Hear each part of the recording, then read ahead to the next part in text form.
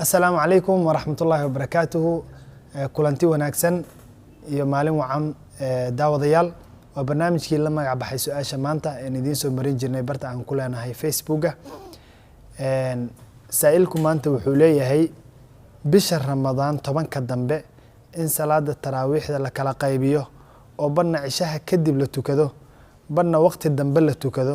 magac kalena loo bixiyo iyadoo waliba si wadar ah loo wada tukanhayo maxaa daliil u ah?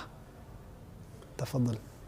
الحمد لله والصلاة والسلام على رسول الله. ما بعد سؤاشنا ويسون نقطة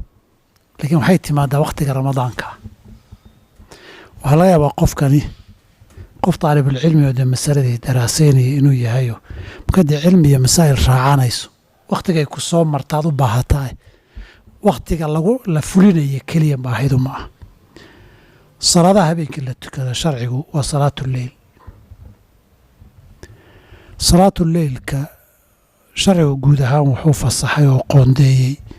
مركو قفكو صلاة دي عشاء كذا كدب إلى صلاة الصبح لك قالوا وقت قال لو قوندي شرعه وحو قال هذا إن هالمر لا تكدو قيبت الدنيا ما قيبتها هبيك قيب دورة قيب دحية قيب دم بهالنقط iyo in la kala qaado qaybna hore laga tukado qaybna gadaal laga tukado inta sharcigu waa ogolaaday. Nabigu wuxuu salaatu leeyli mathna salaada habeenku waa laba fida khashita subh salaatu subax waa ka bariya dad ka baqdo raacada kuwa tara ku tuko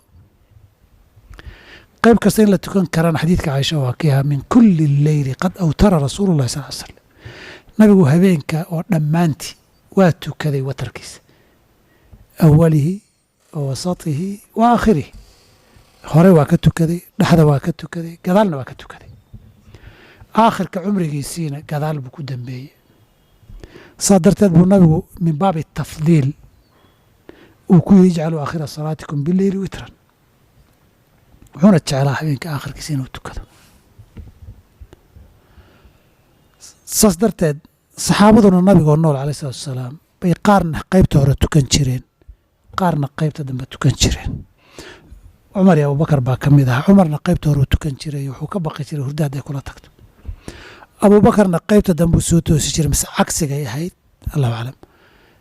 oo qaybta fadliga badan buu sugi jiray intaas oo dhan hadii loo ogolaaday in qofku qaybna habeenka fiidka hore tukado qaybna gadaal ka tukado sharciga ogol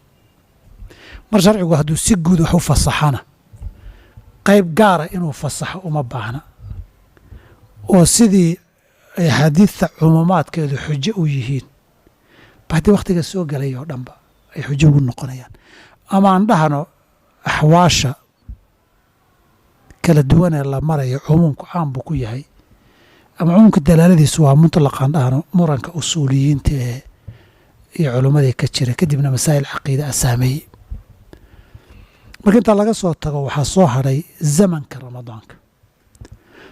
ramadaanka salaatuleylkii la tukanayay jamaaca in lagu tukado hadiga nabi casan caadi ma ahayn intaan ramadaan ahayn jamaaca in lagu tukado iyadoo daliilka sharcigu ogolaaday salaadii qaybna hor qaybna gadaal in la tukan karo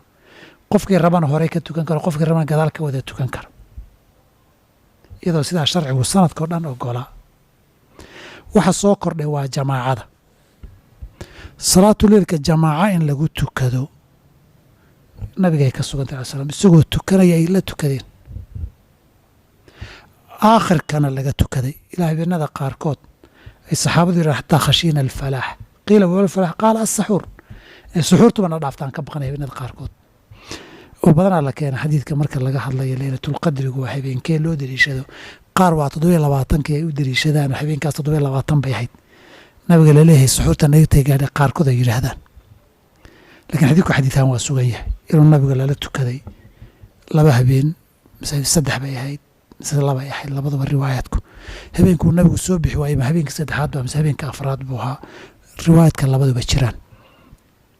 haddaba iyadoo habeen salaadii sharcan ay muqarar ahayd lana ogolaa sanadkoo dhan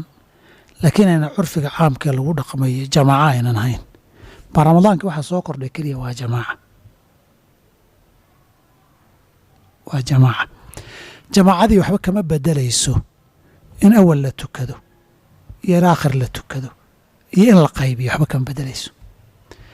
watarka lama soo celcelin kara, ama keligaa tuko ama jamaaca ku tuko ama ramadaan ha noqoto ama keyrkii, laa witraani fii leylatin. xadiidka talq ibn cali buu ahaa baan u malaynaya radi allahu canhu ardaa. intaas haddaba nuxurkeedu, dadku ma magacyay ula kala baxayaan, tahajud bay la baxayaan, tacqiib baa lala baxayaa. magacu wax macnaa ma sameeyo. waaba laga deyn karaa salaatuleyl, taraawiixi baa loo bixiyey. taraawiix waxaa loogu magac daray salaada la dheerayn jiray, markii laba la tukadaba la yarnasan jiray, tarwiixa baa la dhihi jiray. marka baar salaad dheer la tukado,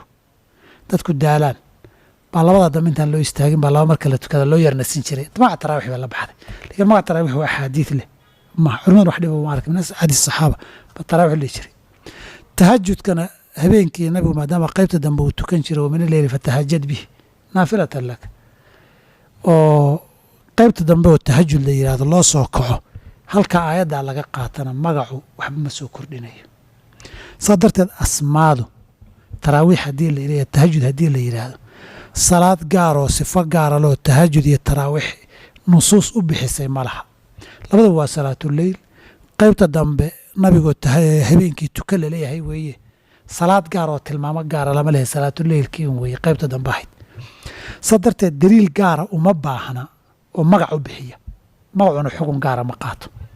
sifada ah in la kala qaybin karo, jamaacana lagu tukan karo, qaybna horey qaybna gadaal laga tukan karana dee sharci ahaan bay u sugan tahayo nusuustaan soo tilmaanay fara badan baa sugtay. wabillahi towfiiq.